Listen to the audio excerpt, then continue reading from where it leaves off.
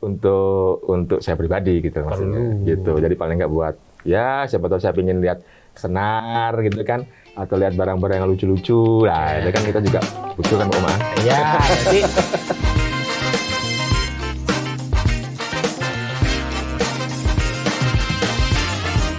Assalamualaikum warahmatullahi wabarakatuh. Kembali lagi di channel Nasihat Om.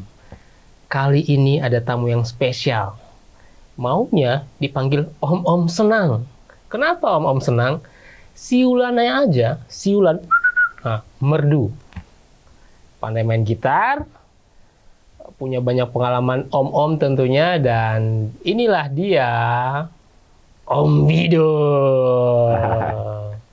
Assalamualaikum warahmatullahi wabarakatuh. Waalaikumsalam warahmatullahi wabarakatuh. Gimana, sehat? Alhamdulillah, Mas Ang. Terima kasih udah datang di channel Om. Jadi mungkin pernah lihat episode-episode sebelumnya.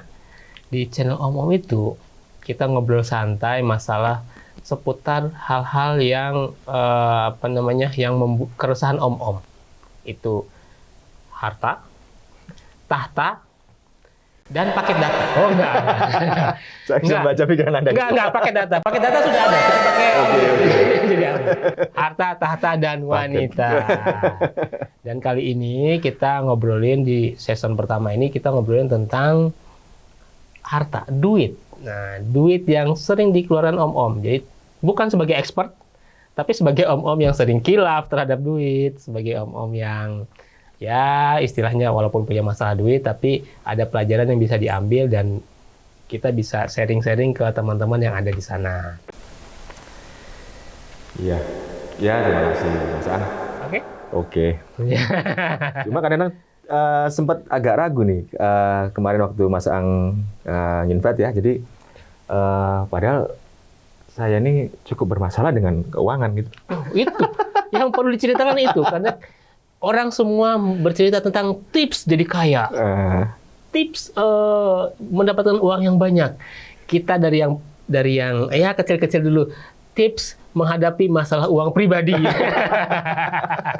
Ya karena semua orang kan pasti punya masalah yang sama tentang keuangan. Benar. Tapi ada satu yang unik nih di episode yang sekarang. Jadi kita Om Bido kalau biasanya Om ini kita manggilnya Om. Oke. Ya. Biasanya kalau Om yang lain itu kalau datang ke sini langsung ditanya filosofi Anda tentang duit seperti apa. Nah sekarang kita beda. Karena Om Bido, karena Om Bido ini spesial. Jadi pandai bermain gitar, pandai bernyanyi, siulannya aja merdu. Nah kita ambilkan properti. Yang nomor 2 dikoreksi. Jeng. Yang nomor 2 dikoreksi Om. Apa itu? Nggak bisa bernyanyi saya. Iya. Pokoknya kita kasih baru satu properti. Jadi teman-teman yang ada di sana, kita ada satu segmen jujur atau malu.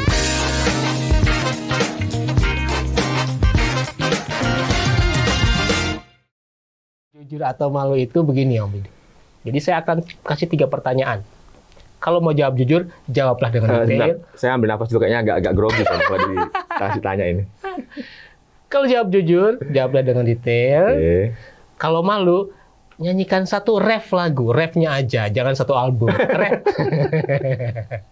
Mohon maaf kalau nanti agak berantakan suaranya ya. Ref aja. Oke. Pertanyaan pertama.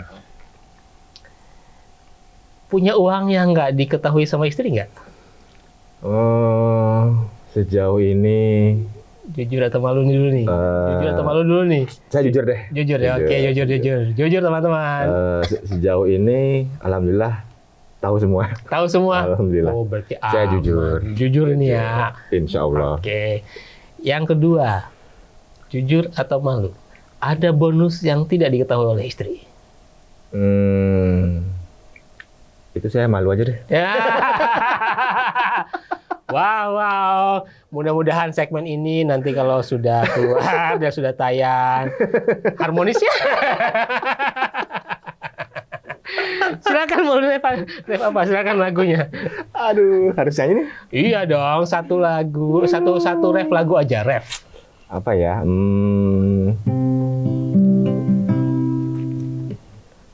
Yesterday. Sip.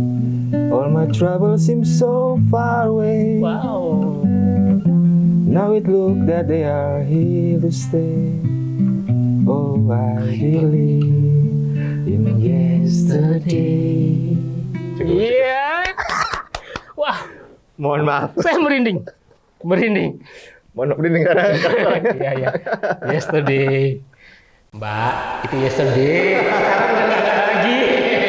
mohon maaf keluarga.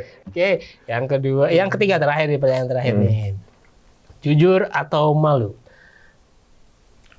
Pernah beli barang yang mahal tapi istri nggak tahu?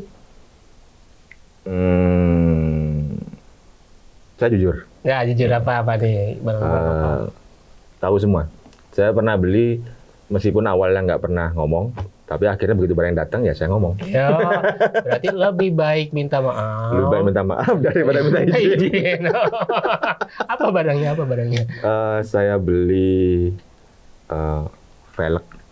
Velg mobil. Iya. Oh iya, om sekali. Om sekali. Karena ngincernya udah setahun ya, jadi Setahun. setelah dipikir-pikir, bolak-balik ngitung kalkulator, pikir-pikir kalkulator, akhirnya buat sampai ngimpi-ngimpi kan akhirnya daripada saya jadi kepikiran, udahlah gitu. Beli aja ya. Beli aja lah. Ya lebih baik 1-2 hari dipunggungi. dibanding ini nggak kesampean. Berarti apa namanya? Pengen banget kalau buat proposal takutnya nggak di ACC nih ya. Bener sekali Om. Bener sekali. Makanya ya udahlah dibeli aja sekalian. Velg mobil ya lumayan sih 1 kali 4 ya, lumayan ya. Biasa kalau duit om itu memang kayak gitu. Sering untuk kalau nggak hobi ya hobi yang baik ya hobi yang baik sekali. Ya. Nah, kenapa kita ada segmen jujur atau malu di segmen kali ini? Itu karena kita mau ngobrolin tentang keuangan rumah tangga. Wow. Jadi Om Bido ini senior saya. Jadi asam garamnya itu luar biasa. Pasti punya tips dan trik bagaimana memanage uangnya om-om setelah berumah tangga. Padahal di sini kita setara loh. Malah saya banyak belajar dari Om Aang di sini. Oh. Saya nih lagi mau belajar sekarang nih. Pelajaran pertama saya yang ingin saya tanyakan. Biasanya pertanyaan yang sama. Jadi semua orang pasti ada pertanyaan ini. Karena semua orang punya filosofi yang berbeda tentang uang. Filosofi Om Bido tentang uang itu apa? Filosofinya? Uang. Agak berat nih. Uang itu adalah tools kalau buat saya. Alat untuk membantu kita meraih kebahagiaan. Alat membantu. Tapi gitu, uang bukan satu-satunya sumber kebahagiaan. Tapi kalau nggak ada uang bisa jadi nggak bahagia. Bisa jadi nggak bahagia. Tapi bisa juga bahagia. Karena banyak juga orang yang punya uang belum tentu bahagia. Ada juga yang orang punya uang belum tentu bahagia. Ada. Gimana itu? Jadi saya pernah baca sekilas ya. Mohon maaf Bang, mungkin wawasan saya agak kurang. Jadi ada ujar-ujar mengucapkan bahwa dengan uang itu orang yang kaya juga tidak bahagia, orang yang miskin juga tidak bahagia. Ya, karena apa? Karena yang kaya dia takut kehilangan uangnya, rugi dalam bisnis misal. Orang yang miskin dia takut tidak mendapatkan uang yang diharapkan. Jadi dari sisi perspektif yang berbeda kita melihatnya bahwa kadang uang itu menjadi sumber masalah juga. Jadi bisa jadi sumber yang bukan jadi sumber kebahagiaan. Kalau kita melihat dari sisi yang salah. Tapi ketika kita bisa menggunakan uang itu sesuai dengan proporsinya, misalnya kebahagiaan itu kalau buat saya bukan kita bisa membeli segala sesuatu dengan uang gitu ya. Tapi kebahagiaan itu adalah bagaimana kita bisa memaknai uang itu untuk membuat orang lain bahagia. Memaknai uang untuk membuat orang lain bahagia. Iya. Oh, keren banget. Berarti orang kaya kalau punya uang belum tentu bisa bahagia. Kalau dia nggak bersyukur ya. Betul. Orang miskin juga kalau nggak punya uang, kalau dia fokus pada uang Terus ya Betul. nanti kerja. Oh, salah. Tolong diedit yang ini ya. Ya. Nah, kalau misalnya mau disimpan di sini aja. Oh, oke. Oh, simpan di sini aja. Sip. Nah, oke, nanti ada satu album lagi lah pokoknya. Segera temukan dan hancurkan albumnya. Temukan di toko-toko bangunan terdekat. Nah, tadi misalnya saat ini nih, untuk keluarga dulu aja nih. Om Wido kalau ada uang masuk, itu langsung ke istri semua, atau filosofinya uang suami, uang istri, atau uang suami, uang istri. Kalau saya tipikal apa adanya. Apa adanya. Dan ada apanya. Jadi kalau ada yang masuk ya saya ngomong, saya tunaikan kewajiban, gitu. Terus saya sisakan sedikit untuk saya pribadi, gitu maksudnya. Gitu. Jadi paling nggak buat ya siapa tahu saya ingin lihat senar gitu kan, atau lihat barang-barang yang lucu-lucu lah. Itu kan kita juga butuh kan Om Ang. Ya, berarti ada uang langsung buat keluarga, lalu ada uang untuk om-om. Uang om-om. Yang lucu-lucu. Uang lucu-lucu. Yang lucu-lucu. Uang yang lucu-lucu. Oh, kok lucu banget sih ya. Aku mau dong. Berbahaya. Aduh. Kalau uangnya buat yang lucu-lucu itu berapa persen sih biasanya? Paling cuma 20%. Ya 20%. Ya lumayan sih kalau 20%. Kalau 20% itu habis menguap aja atau memang buat disimpan dulu aja? Biasanya sih kita punya, ini berarti ngomong agak serius nih ya. Lu nggak apa-apa, mau serius. Jadi biasanya kita punya, kalau saya punya beberapa layer celengan istilahnya. Punya pos-pos celengan. Pos-pos celengan. Yeah. Jadi ketika ada yang datang, ya ada yang masuk, saya pos-poskan situ, ya nanti akan digunakan sesuai kebutuhan. Jadi tidak mengganggu yang lain-lainnya seperti itu. Itu sih harapannya seperti itu. Tapi kenyataannya ya mungkin seringkali agak sedikit keluar pos tadi itu. Kenapa tuh bisa sampai keluar tuh? Apa khilafnya di mana? Biasanya khilafnya di mana sih? Biasanya nggak bisa ngontrol kelucuan yang ada di luar gitu loh. Jadi ya misalnya velg itu lucu banget gitu ya. Itu agak godaannya agak kuat sekali kadang-kadang gitu. Bannya kok lucu banget. Kok bisa ya ban segi 4 gitu ya?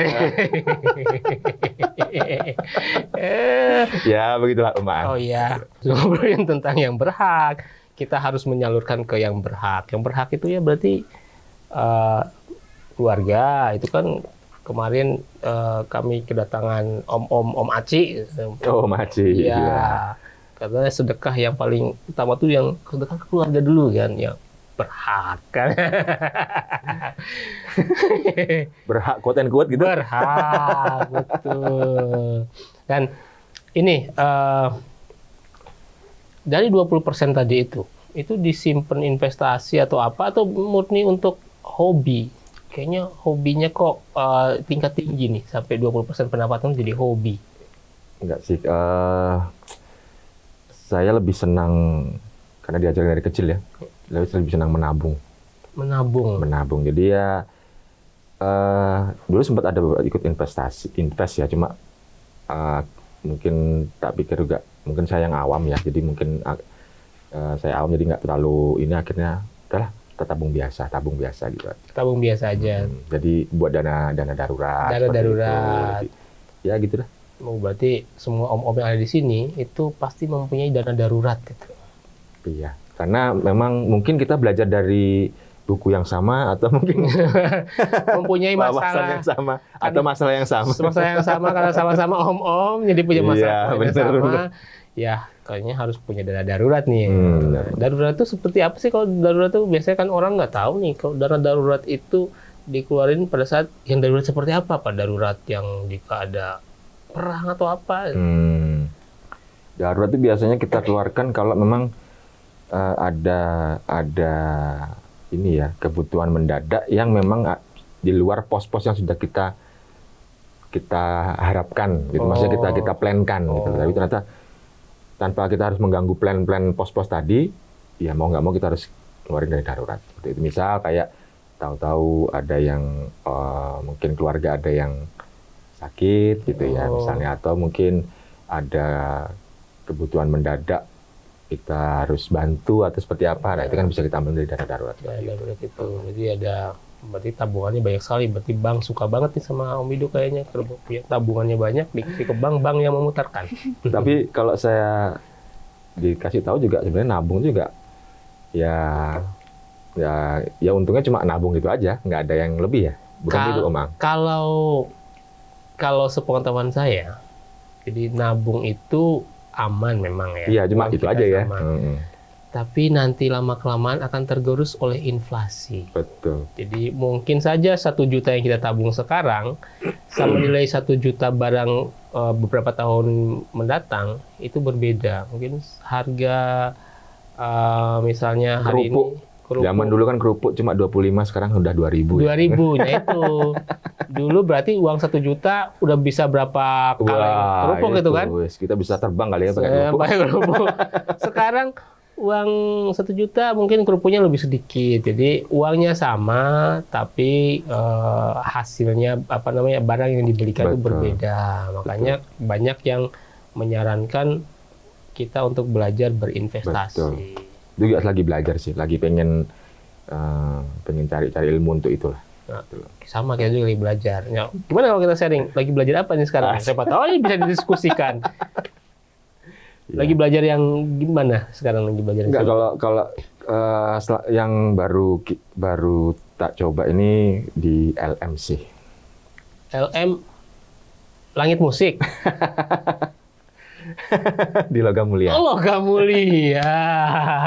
Saya kira Langit Musik. Ada loh itu aplikasinya, teman-teman. Bagus loh itu, bisa didengarkan. Benar. Jangan lupa install Langit Musik. Langit Musik. Ya. Logam Mulia. Betul. Logam mulia yang seperti apa? Atau langsung nabungnya berupa logam mulia ya? Gitu. Ya, jadi mungkin ada kelebihan uang, nanti dia nabungnya dalam bentuk logam mulia. Paling enggak harapannya kan dia nggak akan turun ya harga itu ya. Dia akan tetap naik, dan harapannya nanti mungkin ke depannya mungkin nggak akan bisa kita lihat dalam 1-2 tahun kan, kalau logam mulia kan harus jangka agak sedikit lebih panjang gitu, mungkin 5 tahun baru bisa kelihatan. Ya, paling nggak kalau tujuannya nabung itu biar ya inflasinya nggak tergerus oleh inflasi, ya udah logam mulia itu ya paling nggak aman lah ya untuk nilai uang kita tidak turun lah. Ya paling nggak gitu ya harapannya seperti itu. Seperti itu ya kalau mau nabung. Ya itu yang baru saya coba untuk belajar. Berarti sekarang paling nggak logam mulia berarti berupa ini ya, sudah di deposit box apa? Ya, jadi maksudnya kan ada yang macam-macam ya itu ya, jadi kita nyicil itu kan, atau kita beli terus nyimpannya di dia. Oh gitu itu kan. ya, seperti itu. Kirain nanti ternyata masuk ke rumahnya Om Wido, ternyata semuanya ada emas, celengannya banyak sana. Ada Mas Parto sebelah kiri, Mas Fanan sebelah kanan. Nah, siapa tahu kan karena nabungnya emas, belinya emas 5 gram, 10 gram, 15 gram, akhirnya disimpan. Kalau kita buka toples, kalau kita kan bentar ini lebaran nih. Oh iya. Kalau kita buka toples, biasanya kalau toples itu, kongguan, biasanya kita di kampung saya isinya rengginang. Sama saya. Siapa tahu Om Wido kan dibuka isinya emas, karena nabungnya berupa emas. Amin ya. Amin. Bertamu ke rumah Om Wido dapat door prize. Nah, kalau tadi kembali lagi ke misalnya keluarga nih, misalnya ada motivasi tertentu nggak? Wah, aku punya cita-cita nih ya, nggak apa-apa kita obrolin cita-cita kita. Siapa tahu cita-cita yang kita obrolin kan semakin banyak kita obrolin ke orang lain, mungkin alam bawah sadar kita ke-trigger. Kan Bapak juga baca buku yang saya buat baca itu. Apa itu namanya itu, Pak? The Secret. Yeah. Apa cita-citanya nih, Pak? Ya, cita-citanya itu kalau saya tuh nggak mulu ya, Om Ang. Jadi ya bisa menjadi orang, atau paling nggak kalau misalkan orang tua sekarang ya, paling nggak bisa memastikan pendidikan anak saya, terus kemudian kesehatan keluarga saya itu terpenuhi, dan apapun yang dibutuhkan terpenuhi. Itu cita-cita saya sih maksudnya, dan bisa membahagiakan keluarga serta orang tua. Jadi kalau secara cita-cita yang mungkin mulu-mulu ataupun apa, mungkin Ya mungkin rata-rata aja lah, sama aja. Tapi yang paling utama adalah yang itu tadi. Ya paling nggak pendidikan. Mungkin sama aja sama orang lain ya. Pendidikan sama kesehatan ya. Iya. Tapi kan perlu uang. Ya. Nah, mempersiapkan itu gimana? Kan itu LM tadi itu. LM itu. Jadi kalau saya coba untuk yang nabung di LM itu biasanya saya alokasikan untuk pendidikan anak. Pendidikan anak itu juga saya dulu belajar. Jadi mungkin jadi salah satu narasumber yang pernah ngisi di sini dulu. Nah, gitu. Jadi saya pernah sharing dengan beliau, terus kemudian dia gimana cara untuk mengatur pos-pos keuangan, terutama untuk pendidikan, terus kemudian untuk kebutuhan sehari-hari, ataupun kemudian untuk kesehatan seperti apa. Nah, dia ngomong, untuk pendidikan anak, kalau kita nabung, tadi seperti yang Om Ang bilang, nilainya akan turun. Ya, turun. Nah, tapi kalau kita investasikan dalam bentuk LM, nilainya akan naik. Nah, kalau kita butuh untuk pendidikan suatu saat nanti, itu yang akan kita gunakan. Oh, berarti investasi di LM, langit musik, bukan, logam mulia. Tetap ya. Tetap. Ya, langit musik sponsor dong. Amin. Amin lah. Oke. Nah, kalau tadi udah investasi sudah, gini, kalau orangnya biasanya, jadi kalau orang awam, kan biasanya tadi kan kalau kita ada uang masuk, itu saya tanya dulu nih, Om Wido ini langsung dipotong, langsung investasi dulu, apa sisanya buat investasi? Langsung sih biasanya. Langsung, berarti bayarlah dirimu di depannya. Wow. Karena kalau nggak gitu, nanti kalau nungguin sisa tuh nggak bakal sisa. Wow, berarti kita itu kadang kebutuhan kita itu ya segitu-segitu aja, tapi keinginan kita yang besar ya. Benar. Nafsunya gede. Benar. Maksudnya nafsu untuk membeli. Yang lucu-lucu. Yang lucu-lucu. Nafsu untuk membeli yang lucu-lucu. Nah, berarti ini udah misalnya sama lah mindsetnya sama dengan buku-buku yang semua buku-buku keuangan itu. Salah satu jurus pertamanya kalau ingin investasi itu, pertama adalah kalau ada uang masuk adalah bayar dirimu sendiri, gitu kan? Berarti datang langsung dipotong untuk bayar dirimu sendiri, langsung untuk masukin ke investasi, waktu saham tadi Om Wido. Langsung masuk ke logam mulia gitu ya. Tapi ada satu nih, kenapa sih? Padahal itu simple, tapi tidak semua orang loh bisa ngelakuin itu. Karena pernah ngerasain nggak sih misalnya gini, aku ada uang masuk, katakan misalnya 1 juta nih, 200.000-nya aku langsung ambil tak beliin logam mulia gitu. Itu rasanya tuh aku punya uang kehilangan 200.000. Padahal kan langsung hilang kan, jadi hanya menikmati 800.000. Itu pernah ngerasa? Ya berkali-kali. Ketika kita langsung di awal kita investasi itu rasanya kita menghilangkan uang, padahal itu yang menyelamatkan kita. Betul. Iya, benar, berkali-kali kayak gitu. Jadi makanya harus memaksa gitu loh, memaksa. Kalau enggak, ya seperti Om Ang bilang tadi, nggak akan punya apa-apa. Maksudnya untuk kedepannya nanti what's next gitu nanti. Karena kan turun terus kan nilai uang itu. Gitu. Berarti kalau nungguin di belakang itu nggak akan ada duitnya, paling nggak disisihin di depan walaupun agak sedikit sakit hati secara psikologis. Ya, secara psikologis. Tapi kan kita coba mindset ini nanti akan menyelamatkanmu. Menyelamatkanmu. Ada ini nggak maksudnya ketika merasa seperti itu tuh punya cara menyembuhkannya, atau misalnya ketika aku rasa ini uangku hilang, biar aku nggak ngerasa seperti itu, ada tipsnya nggak? Kalau di saya sih ini ya, malah lebih senang seperti itu. Jadi menghilangkan di depan. Jadi saya akan hanya melihat, misalkan saya punya rekening gaji nih, rekeningnya masuk pendapatan. Itu saya langsung saya masukin tes ke yang pos-pos tadi, dan saya coba untuk belikan tadi. Nah, saya akan melihat satu yang sering saya pakai ATM-nya misalnya ya, di rekening yang satu rekening gaji. Ya udah, cukup nggak cukup saya berusaha untuk itu. Jadi saya nggak akan melirik yang lain. Jadi gitu, ini udah misalnya sisanya dari setelah dipotong tadi saya cuma 1 juta misalnya. Iya. Ya udah 1 juta dicoba untuk dibagi dengan 26 hari, berapa berarti target saya sehari itu harus segitu. Itu kasarnya seperti itu. Iya, berusaha untuk seperti itu. Jadi sudah sampai menghitung pengeluaran kita sehari itu harusnya kita maksimalkan untuk seperti ini. Iya. Jadi kalau ada keinginan yang lain maka ya kebutuhan dulu. Karena ini Bang. Jadi kalau nurutin keinginan tuh nggak akan pernah cukup. Pertama itu. Yang kedua, uang seberapapun yang kita punya itu nggak akan pernah cukup. Uang seberapapun yang kita punya nggak akan pernah cukup. Dulu waktu sebelum saya kerja di yang perusahaan sekarang, saya pernah kerja di apa istilahnya lulus kuliah dulu saya pernah jaga rental VCD gitu. VCD. Terus kemudian saya juga pernah kerja di majalah. VCD. Majalah dan VCD ini kok saya gimana ya? Ada kode-kodenya kayaknya. Kalau untuk yang pelanggan VIP ada kodenya. Oh iya. Jadi langsung silakan. Iya. Oke. Buat kalian yang nggak tahu rental VCD itu apa, kalian berarti bukan umur kita. Kalian belum om-om.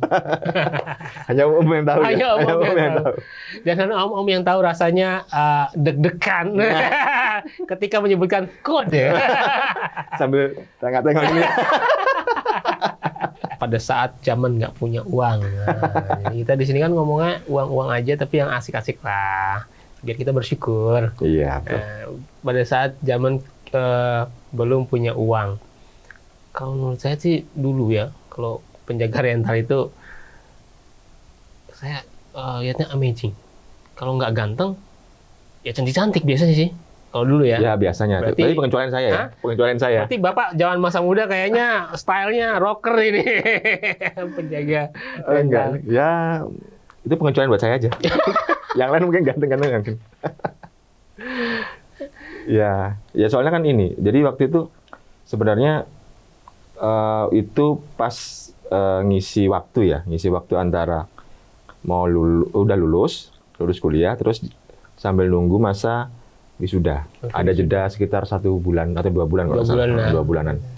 Jadi daripada nganggur, ya udahlah coba nyari sesuatu yang mungkin bisa menghasilkan gitu loh. Nyari sesuatu bisa menghasilkan. Berarti nyari duit tambahan ya. Yang saya juga seneng gitu. Seneng ya. Saya seneng nonton film. Seneng filmnya ya. Film yang yang tidak display.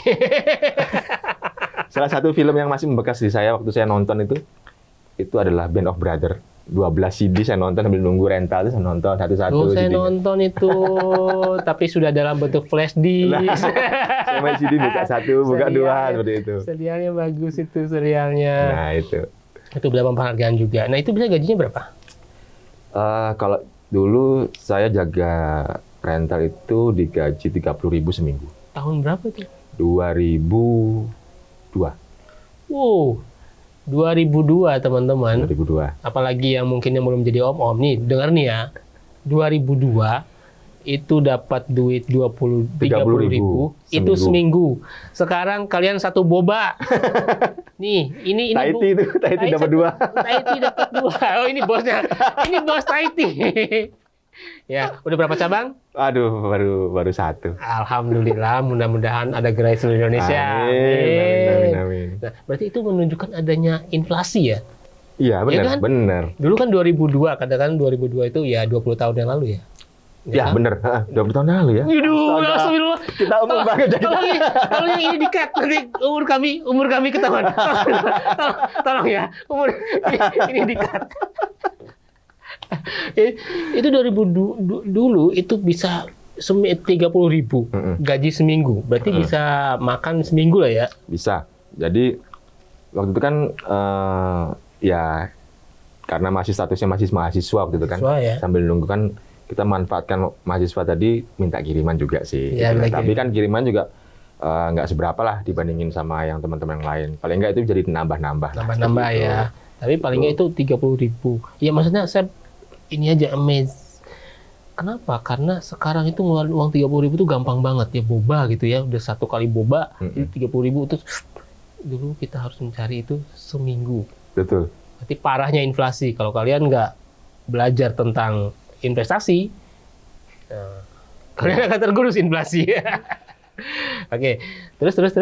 Terus itu sekitar 2-3 bulan ya. Itu setelah di rental, habis itu wisuda kan.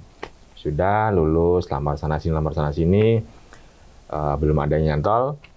Terus waktu itu memang saya putusannya waktu habis lulus itu kan nggak pengen pulang dulu ya, karena pulang kan nanti membebani orang rumah lah, jadi kayak kita di rumah tuh nggak bisa bergerak bebas. Gitu saya kan merasakan itu 8 bulan, saudara-saudara. Saya 6 bulan. Pulang malu, nggak pulang rindu. Rindu karena lapar, Pak. Nah, terus kebetulan ada ini ya, Ya ini juga ada seperti tadi Om Ang bilang waktu di off cam ya. Jadi researcher, peneliti. Oh, pernah jadi peneliti juga? Nah, jadi bantu proyek penelitian dari dosen-dosen yang udah kenal kan, karena kita udah mahasiswa senior ya, jadi diajakin ya lumayan untuk menyambung. Nah, setelah itu baru lulus, kemudian nyantol di sebuah majalah. Jadi wartawan katanya. Wartawan. Berarti punya kolom sendiri nih, menulis nih. Ya, dulu pegang rubrik. Tapi wartawan ini ya dulu kaitannya sama teknologi, ponsel gitu, handphone pun gitu dulu waktu itu. Pantas pernah jadi wartawan, pantas Bapak lidahnya itu ini ya, lidah sales sekali ya. Itu dulu, Pak. Pernah jadi wartawan. Wartawan gajinya berapa itu? Dulu waktu awal masuk itu tahun 2003 itu ya. 2003 itu 350. 350 itu sebulan, belum lembur ya. Lembur paling mungkin tambah 100 kali ya. 400.000. Itu sebulan. Sekarang 400.000 bisa dapat apa ya kira-kira ya? Itu dulu kita nyarinya sebulan, sekarang bisa dapat apa gitu kan? Ya itu. 400.000 kadang orang ngeluarin setengah hari aja ada loh. Sekarang. Padahal saya nyarinya dulu sebulan. Ada yang mengeluarkan 400.000 setengah hari. Iya, setengah harian lah ya. Loh, makanya itu berarti benar-benar kerasa ternyata ya. Maksudnya 400.000 pada waktu itu kan value-nya gede banget ya. Sekarang tuh ya sebenarnya tahun segitu tuh juga nggak bisa dikatakan gede ya Pak Mang. Jadi pas. Cukup, bahkan mungkin kalau kita ngomong kurang ya kurang ya. Karena kan dari kos ke kantor itu kan pakai angkot, belum biaya ngekosnya, belum biaya makannya segala macam. Nah itu kan pas gitu. Pas lah ya, cukup lah buat hidup cukup. Tapi sekarang 400.000 tuh kayaknya ya agak susah sih ya. Ya apalagi buat velg Bapak tadi nggak nyampe itu, satu pun nggak nyampe itu. Saya udah jaga Mas buat dosa ya. Makanya berarti kan kita harus bersyukur. Ya, ternyata kan ada peningkatan. Benar, alhamdulillah. Dan jangan lupa untuk tadi bersedekah gitu ya. Untuk yang berhak ya. Sedekah untuk yang berhak. Apalagi yang berhak dan yang membutuhkan. Nah, itu dia, Bang. Iya. Nah, ini biasanya kan kalau keuangan keluarga itu kan ada suami dan ada istri. Mengkomunikasikan antara keuangan suami istri itu gimana sih? Ini? Kalau saya sih orangnya open aja. Jadi saya dapatnya segini, terus saya kasih istri segini, terus saya pegang segini, ya saya ngomong gitu loh. Terus kecuali tadi ada yang mungkin tadi. Ya, ternyata dikasih ke istri, ada yang kita pegang, tapi ketika ngeliat saldo, loh kok besar? Timbullah hawa nafsu itu. Pelak, yang lucu-lucu. Pelak, hawa nafsu, pelak. Ya, mungkin peleknya kan warnanya lucu, warna pink. Atau senarnya kok warna-warni ya. Iya. Ada inilah ya, ada istilahnya paling nggak kejujuran antara kedua. Kalau aku sih menurutnya sih terbuka ya, tapi ini beda-beda sih ya. Maksudnya beda dapur kan beda ini juga ya. Tajiannya juga. Kalau saya sih mendingan apa adanya, lebih enak di saya gitu, lebih enak, lebih nggak ada beban. Nggak ada beban. Sekarang anak sudah umur berapa? Ini yang gede 7 tahun. Udah mulai diperkenalkan tentang uang nggak? Uang itu apa dan bagaimana cara dapatnya gitu? Pelan-pelan. Ya ini ya udah mulai, tapi belum terlalu ini ya, belum terlalu dalam. Tapi paling nggak kalau mau beli pakai uang. Gitu lah. Uang dari mana? Dari kerja seperti itulah. Kalau anak kan kalau anak umur 7 tahun itu kan sudah pengen punya keinginan gitu ya. Apalagi cewek apa cowok? Cewek gitu kan, misalnya lihat wah ada Elsa yang baru, ada apa yang baru kan aku pengen nih. Nah, ada tips-tips nggak untuk paling nggak cara berkomunikasi dengan anak itu tentang uang? Oh, biasanya gini, kalau terutama kan kalau kita ke mall ya, ada daerah-daerah rawan ya yang harus kita waspadai. Daerah rawannya om-om nih apa nih? Daerah rawannya om-om. Rawannya anak-anak maksudnya. Iya, maksudnya kan daerah rawannya anak-anak bagi om-om. Iya, bagi om-om. Iya. Tempat mainan. Tempat mainan. Nah, kayak gitu-gitu dah. Itu kan dia pasti akan belok maksa seperti itu. Nah, tapi kita coba untuk komunikasikan bahwa, dan kita juga mengajari ya Pak, nggak semua keinginan itu harus diturutin saat itu juga gitu. Dia harus juga belajar bahwa memanage keinginan dari mulai dini gitu. Jadi nggak dibiasakan untuk apa yang dia pengen langsung didapat. Nah, terus yang kedua, kalau misalnya kita nggak punya uang, ya kita ngomong nanti aja ya. Nanti kalau Bapak punya uang, kita beli.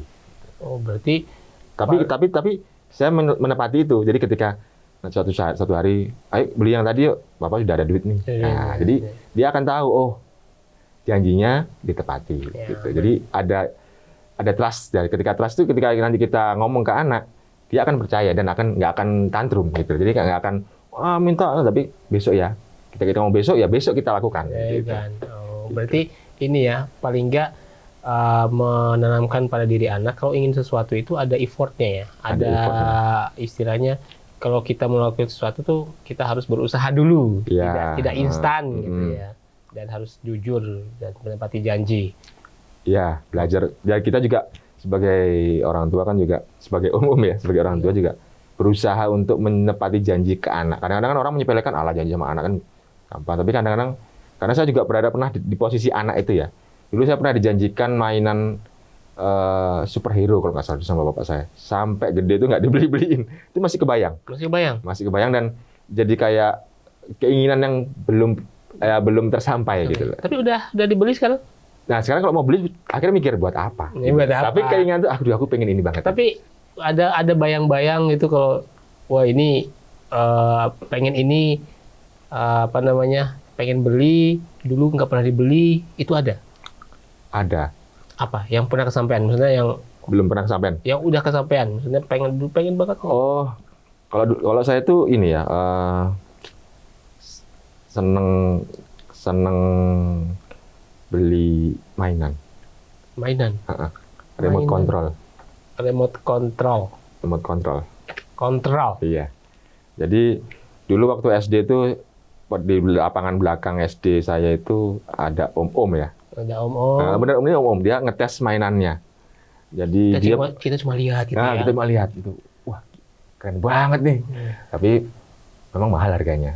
Begitu kita jadi orang tua sekarang tahu itu harganya mahal gitu. Iya, memang harganya mahal, tapi sekarang udah kebeli. Pernah beli, sekarang udah rusak. Jadi ya paling kepuasan pribadi lah ya, om-om. Jadi om-om dulu nggak pernah bisa. Gitu. Itu saya ada tuh satu. Apa? Jadi dulu saya lihat teman-teman saya tuh punya PS. Oh, PS. Saya nggak punya, saya punya cuma Sega. Game Boy ya? Nggak punya. Pengen beli PS, tapi sekarang nggak beli juga sih. Nggak bisa mainnya.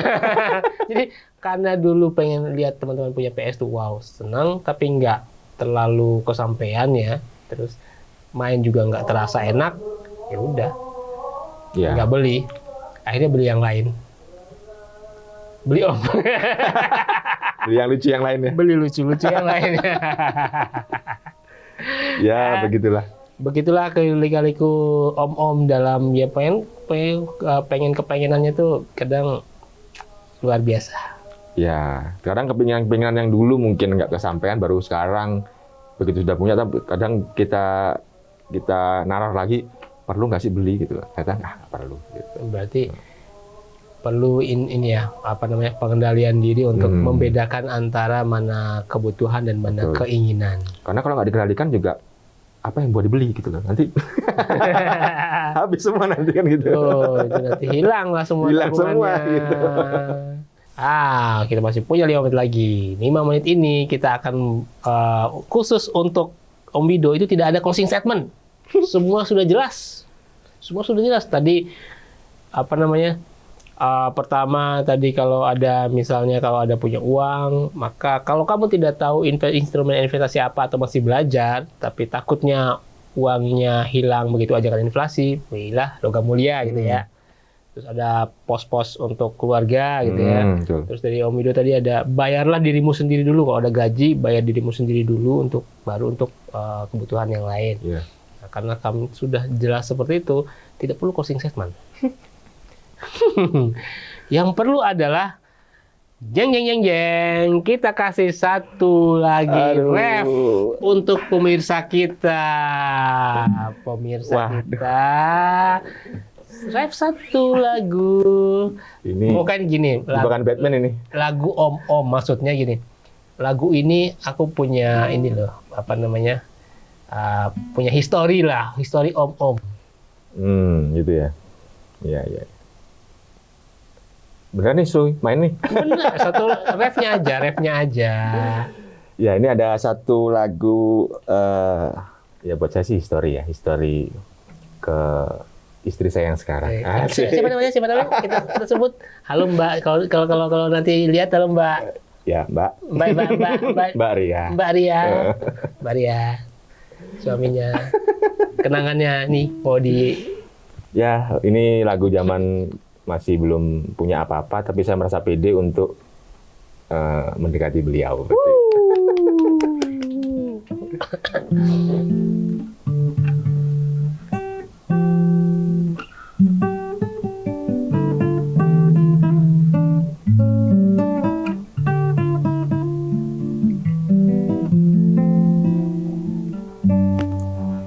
Aku bisa membuat jatuh cinta kepadaku, meski kau tak cinta kepadaku. Cukup. Suaranya merdu. Suaranya karu-karuan pemirsa. Mohon maaf, saya terpaksa ini dalam tekanan. Santai-santai. Di sini tidak ada yang menekan. Terima kasih Om Bido sudah mampir di sini. Sama-sama. Semoga sharing-sharing kita tadi bermanfaat juga untuk yang menonton, dan juga semoga lagu tadi dapat semakin mempererat keluarganya. Amin. Harmonis selalu, sakinah mawaddah warahmah. Oke, terima kasih. Sampai jumpa di segmen dan episode Om nasihat Om berikutnya. Om senang.